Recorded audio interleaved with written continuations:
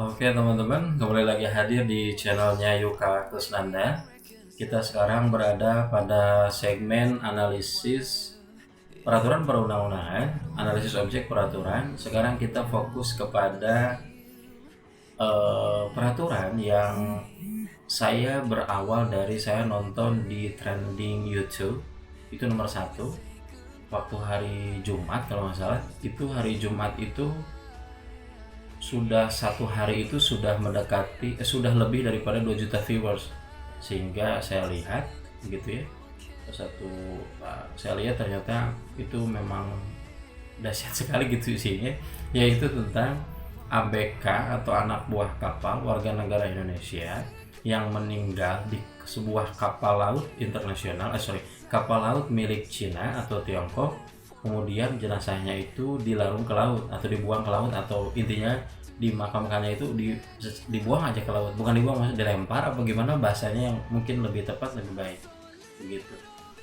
Nah, itu fokus utama yang pertama. Yang kedua adalah tentang sistem penggajian dan juga jam kerjanya begitu. Nah, sekarang kita fokus ke yang pertama dulu, yaitu tentang boleh atau enggak sih dalam tinjauan hukum internasional atau hukum Indonesia atau hukum Cina itu diperbolehkan melakukan itu gitu.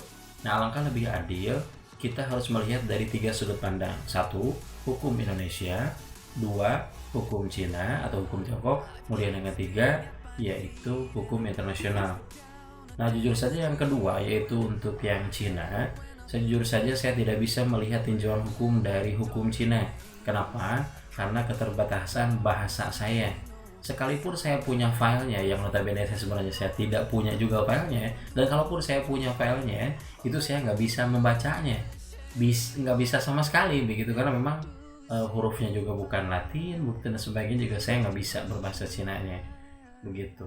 Jadi saya tidak berani begitu. Meskipun kalaupun ada yang terjemahan bahasa Inggris, saya nggak yakin juga terjemahan bahasa Inggrisnya, meskipun benar apakah itu resmi dari Cina atau tidak, nah saya nggak tahu. Karena sejauh yang saya tahu atau sependek pengetahuan saya, bahwa yang namanya peraturan itu, kalaupun itu diterjemahkan ke bahasa lain, itu harus ada terjemahan resmi begitu. Nah, akhirnya berdasarkan hal itu saya hanya membahas 2 sudut pandang saja. Jadi yang Cina saya tidak. Jadi saya hanya membahas hukum internasional dan juga hukum Indonesia. Yang pertama, secara hukum internasional, boleh atau tidak melarung jenazah ke laut. Berdasarkan ada peraturan internasional ini dikeluarkan oleh ILO, International Labour Organization. ILO ini mengeluarkan sebuah peraturan, yaitu tentang Seafarers Service Organization. Bahasa Inggris saya kurang bagus, atau dikenal dengan SSO gitu ya. SSR dikenal dengan SSR. Nah, di peraturan tersebut saya langsung fokus ke artikel 30 atau pasal 30. Di situ menyatakan bahwa apabila ada anak buah kapal atau awak kapal itu meninggal, maka dia dibolehkan dilarung ke laut dengan catatan 4 syarat. 1, dia lagi di perairan internasional atau tidak. Jika dia berada di perairan internasional, maka dia dibolehkan.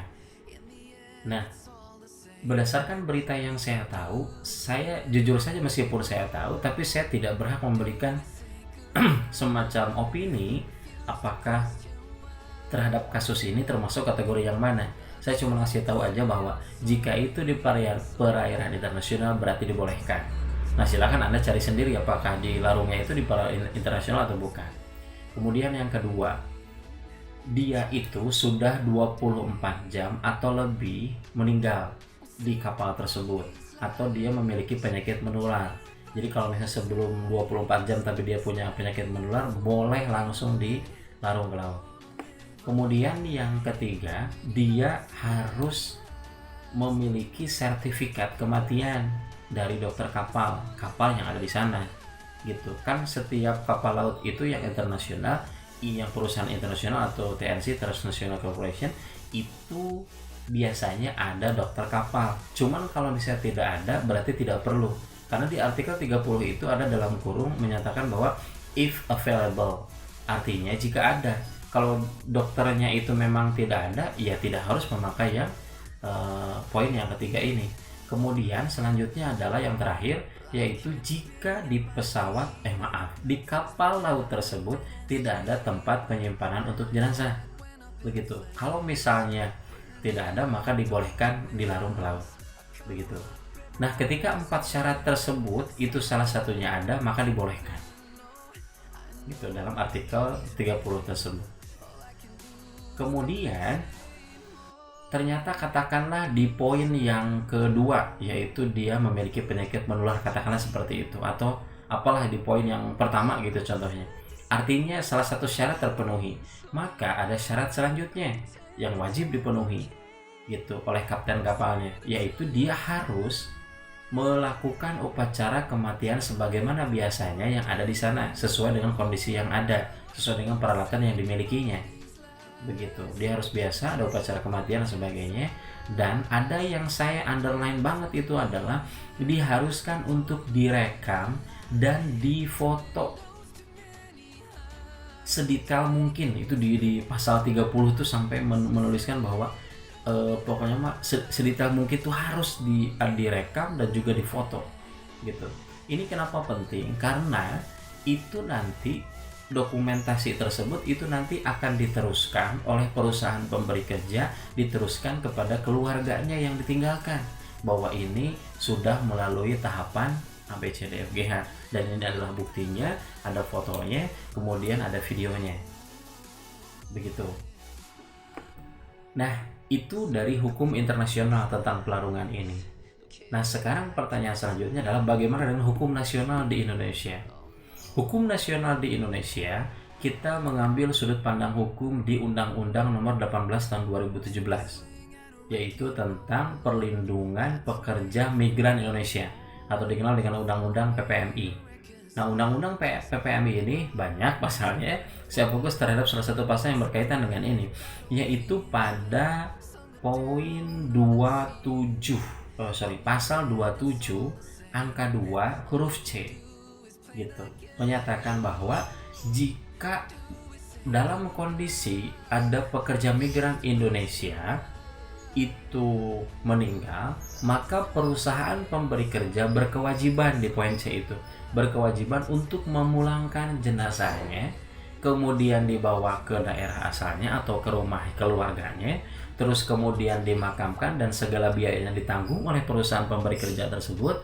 Kemudian juga harus dengan upacara kepercayaan atau agama yang dianutnya. Begitu. Artinya di hukum Indonesia pelarungan itu tidak boleh.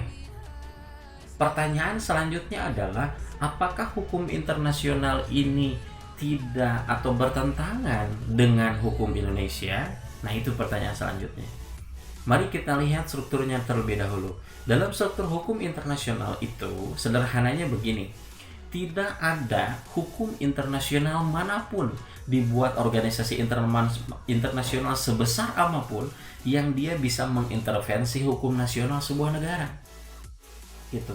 Jadi hukum nasional itu ya berlaku secara nasional di negara tersebut. Hukum internasional berlaku secara internasional jika itu kaitannya dengan kehidupan masyarakat atau hubungan internasional.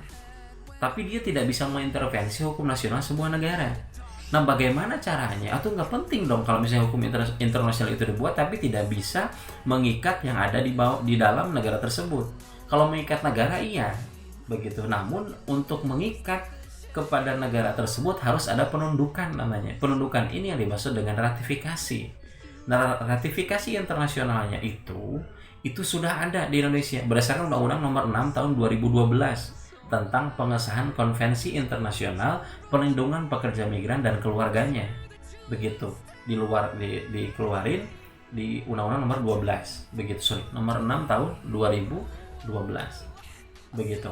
Artinya, karena undang-undang ini saya lihat nomor 18 tahun 2017 tentang PPMI ini, di situ ada klausul bahwa undang-undang ini berdasar kepada salah satunya adalah undang-undang yang diambil dari Konvensi Nomor 6 Tahun 2012. Jadi konvensi ini adalah konvensi internasional dijadikan hukum nasional sebuah negara.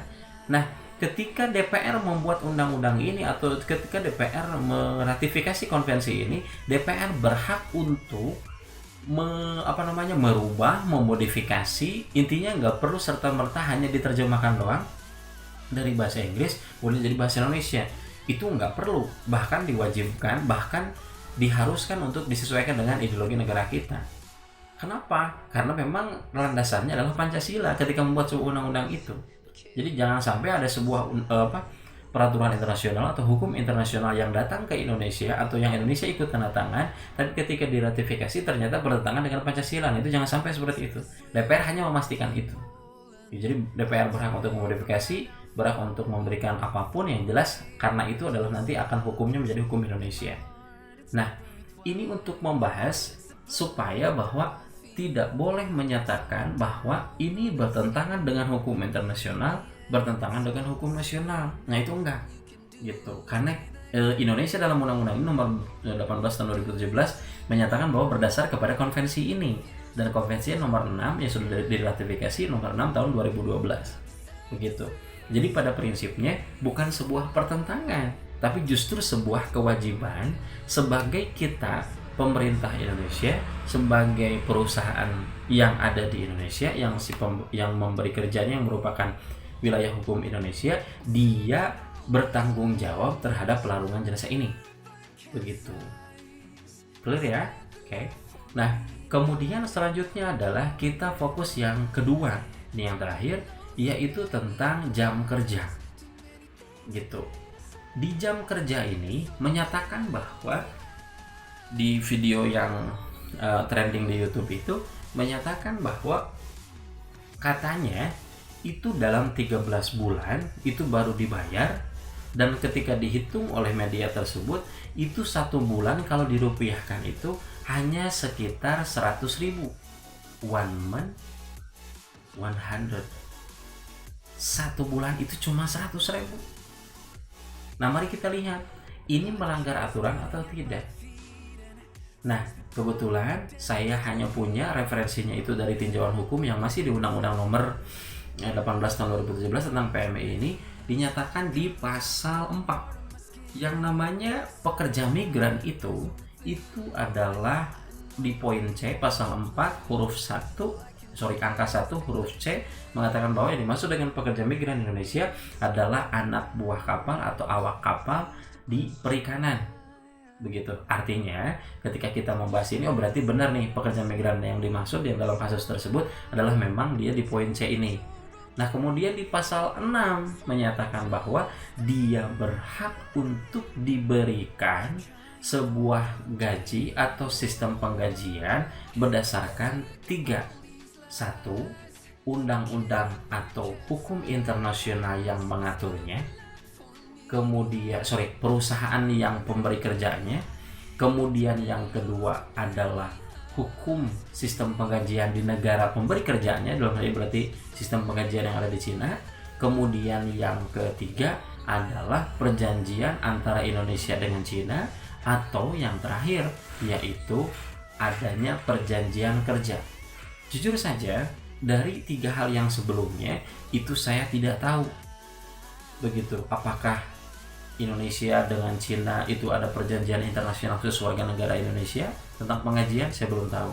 Kemudian yang apakah dengan standar di Cina atau tidak, saya belum tahu. Investigasi menyeluruh dari KBRI Seoul-nya saya belum tahu juga. Cuman yang saya bisa menyatakan itu adalah sesuai ketika dalam video tersebut ada di media Korea tersebut diperlihatkan tentang surat pernyataan. Nah, di dalam surat pernyataan, dan itu berbahasa Indonesia, surat pernyataan itu adalah disebut sebagai surat perjanjian kerja, dan dia tanda tangan di sana, ditulis di tanda tangan bermaterai. Artinya berdasarkan pasal 6 ini, begitu, berdasarkan pasal 6 yang undang-undang ini, maka dia itu memang pekerja Indonesia dan hukumnya pakai hukum Indonesia. Namun di situ ada klausul, jika dia meninggal, jika dia ada apa-apa, maka dia tidak akan menuntut kepada perusahaan sang pemberi kerja ini, pada perusahaan yang ada di sana. Begitu. Dan dia tanda tangan di atas meterai. Apakah dengan adanya surat pernyataan ini menjadikan lepas keseluruhan kewajiban? Tidak.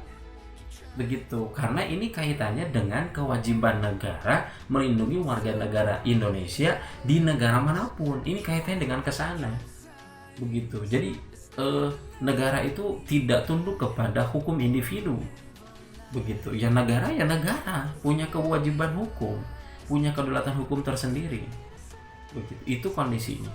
Jadi jangan sampai ada istilah, wah karena itu sudah ada perjanjian kok ngapain untuk memberikan ngapain Anda menuntut ke saya, orang dia juga nggak nuntut, waktu dia juga nggak akan nuntut dan sebagainya. Nah tidak bisa seperti itu.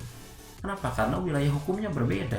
Ada perseorangan, ada publik, dan ini termasuk ke publik, begitu. Baik, terima kasih. Sepertinya kajian kita untuk yang sekarang hanya itu saja.